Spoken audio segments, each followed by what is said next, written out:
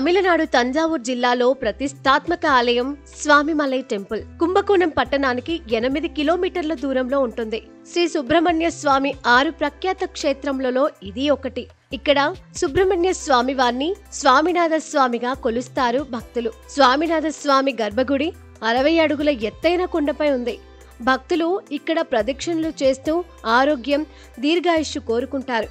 ఇక్కడ స్వామినాథుని చేతిలో వజ్రంతో తయారు చేసిన ఆయుధం ఉంటుంది. ఇది విజ్ఞాన శక్తికి, రక్షణకు ప్రతీక. ఈ ఆలయంలో ప్రతిరోజు పూజలు 6 సమయాలలో జరుగుతాయి. మురుగన్ ఆలయాలలో స్వామికి మయూర వాహనం కనబడుతుంది, కానీ ఇక్కడ ఏనుగు స్వామి వాహనంగా కనిపిస్తుంది. తమిళనాడులోని కుంభకోణంలో స్వామిమలై ఆలయం వద్ద ఉన్నాం మనం. ఈ ఆలయానికి ప్రతి సంవత్సరం లక్షలాది మంది భక్తులు వస్తుంటారు. మురుగన్ని స్వామినాథుడిగా ఇక్కడ స్వామిమలైలో కొలుస్తుంటారు. ఇది అత్యంత పురాతనమైన ఆలయం. 2వ దశాబ్దానికి చెందిన ఆలయంగా గుర్తించారు. ఆ తర్వాత చోళులు ఈ ఆలయాన్ని పునర్నిర్మించారు. ఇక ఈ ఆలయానికి ఒక పురాణ కథ కూడా ఉంది. పూర్వం బ్రహ్మదేవుడు శివపార్వతుల్ని కలిసేందుకు కైలాసం వెళ్లారు. అయితే అక్కడ శ్రీవల్లి దేవసేన సమేతంగా ఉన్నటువంటి మురుగన్ బ్రహ్మదేవుణ్ణి అనేక ప్రశ్నలు అడిగారు. అందులో ముఖ్యంగా ఓంకారం గురించి, దాని ప్రారంభం గురించి అడిగారు.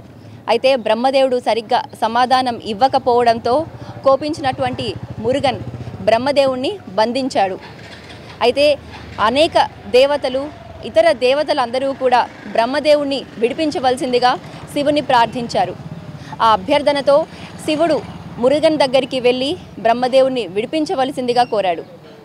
అయితే ఓంకారం ఎక్కడ ప్రారంభమవుతుంది, దాని అర్థం ఏమిటి అని శివుడు అడిగిన క్వశ్చన్కి మురుగన్ చాలా సరళంగా, ఎంతో విజ్ఞతతో, క్లుప్తంగా, కరెక్ట్గా సమాధానం చెప్పాడు. అయితే అంత చిన్న వయసులో ఉండేటువంటి బాలుడు మురుగన్ ఎంతో అద్భుతంగా ఓంకారం గురించి శివునికే ఉపదేశించిన కారణంగా ఈ ఆలయాన్ని స్వామినాథన్ ఆలయం అంటారు. స్వామిమలై ఆలయానికి ఎంతో ఘనమైన చరిత్ర ఉందని పూజారులు చెబుతున్నారు. స్వామిమలై ఎన్నుం దివ్య క్షేత్రమానదే. ఈ స్వామినాథ స్వామి ఆలయం మురుగన్కు ఎంతో ప్రత్యేకమైంది. ఈ పవిత్ర స్థలం తంజావూరు జిల్లాలోని కుంభకోణంలో ఉంది. శివుడి శిష్యుడిగా మారి మురుగన్ను గురువుగా అంగీకరించి ఓంకార ఉపదేశం స్వీకరించిన స్థలం ఇదే. ఈ ఆలయంలో ఉసిరి చెట్టు మహాలక్ష్మి అవతారంగా పూజలు అందుకుంటోంది. జీవనసారాన్ని అర్థం చేసుకునే శక్తిని ఈ క్షేత్రం ఇస్తుందని పురాణాలు చెబుతున్నాయి. ఈ ఆలయంలో శివపార్వతులు మీనాక్షి సుందరేశ్వరుల రూపంలో దర్శనమిస్తారు. వరగును పాండ్యుడు అనే రాజు ఈ ఆలయాన్ని నిర్మించాడని శాసనాలు చెబుతున్నాయి. ఇక్కడకు వచ్చిన భక్తులు స్వామివారిని దర్శించుకుని పూజలు చేస్తే శత్రు సంబంధిత సమస్యలు తొలగిపోతాయని నమ్ముతారు. ప్రతి సంవత్సరం తైపూసం, ఉత్తర పాల్గొని నక్షత్రం, షష్ఠి నాడు ఘనంగా పూజలు నిర్వహిస్తాం. ఈ విధంగా మురుగన్ గురువుగా వెలిసిన ఈ ఆలయం భక్తులకు ఆధ్యాత్మిక కేంద్రంగా మారింది. పరమేశ్వరన్ శిష్యభావమాகவும் இருந்து பிரணவ மந்திர உபதேசத்தை பெற்று கொண்ட స్థలமாகும். సమస్యలను తీర్చే భగవంతుడిగా స్వామినాథుడిని భక్తులు కొలుస్తారు.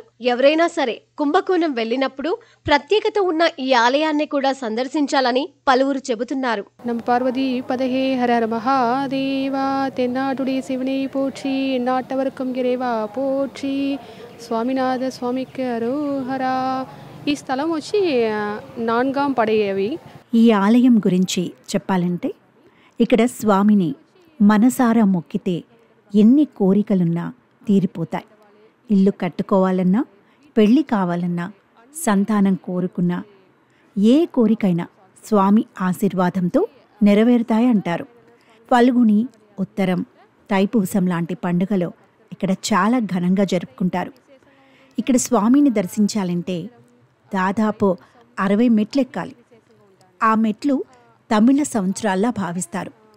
ఇక్కడ మురుగన్, వల్లి దేవసేన సమేతంగా దర్శనమిస్తారు. స్వయంగా తన తండ్రికి ఉపదేశం చేసిన కుమారునిగా ఈ స్వామినాథ స్వామి మలైకి ఎంతో ప్రత్యేకత ఉంది. ఇది ఎంతో ప్రసిద్ధి చెందిన క్షేత్రం. మత్త గుడిలో వచ్చి ఉండటం వాళ్ళకి శివనికి తల్లి సన్నిధి ఉంది. ఇక్కడ స్వామినాథర్కి పక్కనే చిన్న శివన్ ఉంది. దానివల్ల ఈ గుడి వచ్చి నిండా సరపగా ఉండవల్లే ఉండి